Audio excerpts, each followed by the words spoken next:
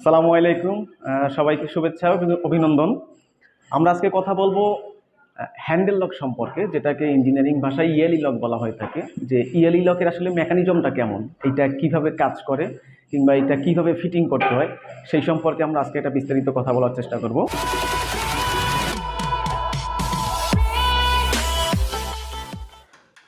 লকটি লাগানোর জন্য পাল্লার যেই অংশে লকটি ব্যবহার করা হবে সেই অংশে প্রথমেই পাল্লার ভিতরে গ্রুপ কেটে নিতে হবে। হ্যান্ডেল লকের ভিতরের যে অংশটি থাকে, যেটি মূলত লক হিসেবে কাজ করে, সেই পর্শনটিকে বের করে সেটা অনুযায়ী মেজারমেন্ট নিয়ে গ্রুপটা নির্দিষ্ট করে কাটতে হবে এবং কাটার পরে সেই লকটিকে বাহির পাশে ধরে আবার ড্রিল পয়েন্টগুলো মার্কিং করে নিতে হবে, যাতে ড্রিল করে হ্যান্ডেল লকটার দুই পাশ থেকেই নির্দিষ্ট ক্লাম আছে সেই ক্লামের মাধ্যমে আটকানো যায়। এই জন্য নির্দিষ্ট সাইজের ড্রিল মেশিন এবং ড্রিল বিট ব্যবহার করতে হবে। সেক্ষেত্রে লক্ষ্য রাখতে হবে যে ড্রিলের বিটগুলো করার সময় বিট যেন নির্দিষ্ট এরিয়ার বাহিরে না পড়ে, সেক্ষেত্রে দেখতে দৃষ্টিকটু লাগবে বা আবার পুটিং করে সেটাকে ফিল আপ করতে হবে।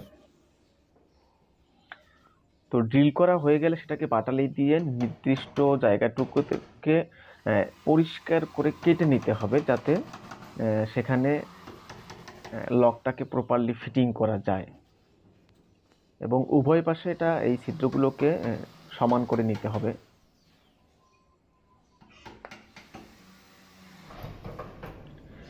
এবং গ্রুপ কাটা অংশের ভিতরে অপ্রয়োজনীয় যেই কাঠের টুকরোগুলো আছে সেগুলোকে বের করে নিতে হবে, নইলে লকটাকে ঠিকমতো পাল্লার ভিতরে ঢুকানো যাবে না।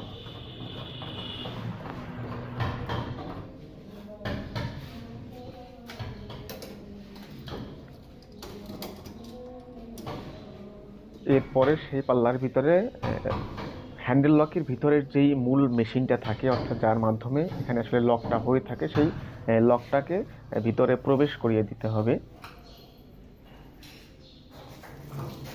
তো আসলে হ্যান্ডেল লকের লাগানোর জন্য একটি স্ট্যান্ডার্ড উচ্চতা আছে, সেই স্ট্যান্ডার্ড উচ্চতাকে ফলো করে এটাকে লাগাতে হবে, যাতে যে কোনো উচ্চতার মানুষ অনায়াসেই হ্যান্ডেল লকটি ব্যবহার করতে পারে।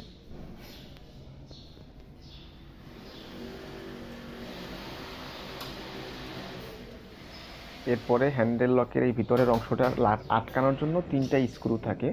তো সেই স্ক্রুকে স্ক্রু ড্রাইভারের সাহায্যে সুন্দরভাবে আটকে দিতে হবে। সেক্ষেত্রে এই স্ক্রুগুলো আটকানোর সময় স্ক্রু ড্রাইভার দিয়ে আটকানোই বেটার, ড্রিল মেশিন ব্যবহার না করাটা ভালো, কারণ ড্রিল মেশিন ব্যবহার করলে অনেক সময় স্ক্রুর মাথা থ্রেডগুলো কেটে যায়। এরপরে আমাদের মূল লকটা সেটিং করতে হবে, যেই লকটা চাবির মাধ্যমে আটকাতে হয় এবং খুলতে হয়, এবং মূলত এই লকটাই টোটাল এই হ্যান্ডেল লকটাকে মেনটেন করে। তো এটা বসানোর পরে এটার ভিতরে একটা স্ক্রু থাকে, সেই স্ক্রু দিয়ে টোটাল লকটাকে আটকিয়ে নিতে হবে, যাতে ডানে বামে কোথাও লকটা বের হতে না পারে। তো এরপরে আমরা হ্যান্ডেলটা লাগাচ্ছি মূলত। তো হ্যান্ডেলটা লাগানোর সময় এটাকে ভার্টিক্যাল অ্যালাইনমেন্ট অবশ্যই ঠিক রাখতে হবে, নইলে জিনিসটা দেখতে মারাত্মক দৃষ্টিকটু লাগবে। তো আপনার ভার্টিক্যাল অ্যালাইনমেন্ট ঠিক রাখার জন্য সেক্ষেত্রে আপনি স্পিরিট লেভেল ব্যবহার করতে পারেন, অথবা এক্সপার্ট মিস্ত্রি হলে সে অন্য বিকল্প যে কোনো মাধ্যমে ব্যবহার করে এটাকে অ্যালাইনমেন্ট ঠিক রাখতে পারেন। তবে অ্যালাইনমেন্ট, ভার্টিক্যাল অ্যালাইনমেন্ট অবশ্যই ঠিক রাখতে হবে। তো বাইরেরটা লাগানো হয়ে গেছে, এখন ভিতরেরটা লাগানো চলছে। যেই প্রক্রিয়ায় বাইরেরটা লাগানো হয়েছিল একই প্রক্রিয়ায় ভিতরেরটাও লাগানোর পরে স্ক্রু দিয়ে হ্যান্ডেল লকটাকে আটকে দিতে হবে।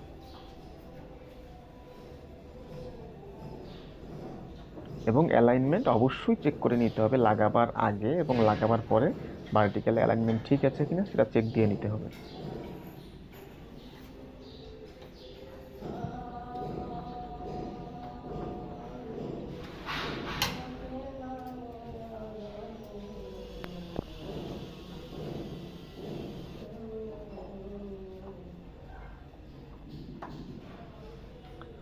দেখতে পাচ্ছেন আমাদের পাল্লার সাথে হ্যান্ডেল লকটা প্রায় লাগানো শেষ।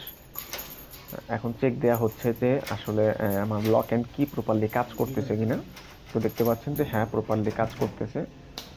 তো আমরা এখন চৌকাঠের সাথে যেই লকের যেই পর্শনটা থাকে সেটা লাগাতে হবে। সেক্ষেত্রে এটা হ্যান্ডেল লকটাকে পাল্লার সাথে যেইভাবে লাগানো হয়েছে সেখান থেকে একুরেট মেজারমেন্ট নিয়ে চৌকাঠের সাথে সেই লকের অপর পোর্শনটা লাগাতে হবে। সেক্ষেত্রে অবশ্যই খেয়াল রাখতে হবে হ্যান্ডেল লকটা লাগানোর পরে হ্যান্ডেল লকের এই ফ্রেমগুলো কখনোই যেন পাল্লার থেকে বাহিরে বেরিয়ে না আসে। পাল্লার অ্যালাইনমেন্ট এবং লকের অ্যালাইনমেন্ট যেন সেম থাকে, এবং চৌকাঠের সাথে যেই পোর্শনটা লাগানো হচ্ছে সেটা লাগানোর পরও অবশ্যই খেয়াল রাখতে হবে যাতে চৌকাঠের আউটার অ্যালাইনমেন্ট এবং লকের আউটার অ্যালাইনমেন্ট অবশ্যই সেম জায়গাতে থাকতে হবে। যদি এটা ডিফারেন্ট হয়ে থাকে তাহলেই কিন্তু দরজা ওপেন এবং ক্লোজ করার সময় আপনার সেটা আটকে যাবে।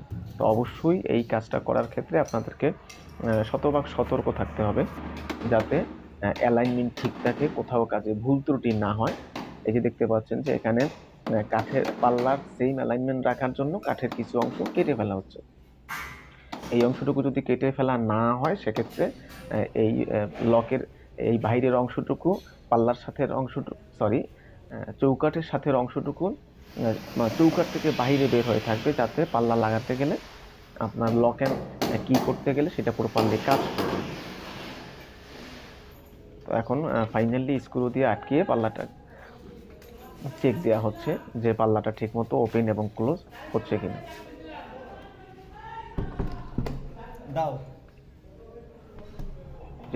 দেখতে পাচ্ছেন যে চাবি দিয়ে এটাকে লক করা হচ্ছে এবং সেটা প্রপারলি লক হচ্ছে, এবং চেক করা হচ্ছে যে আসলে দরজাটা খুলছে না। তো ধন্যবাদ সবাইকে। আসসালামু আলাইকুম রহমতুল্লাহ।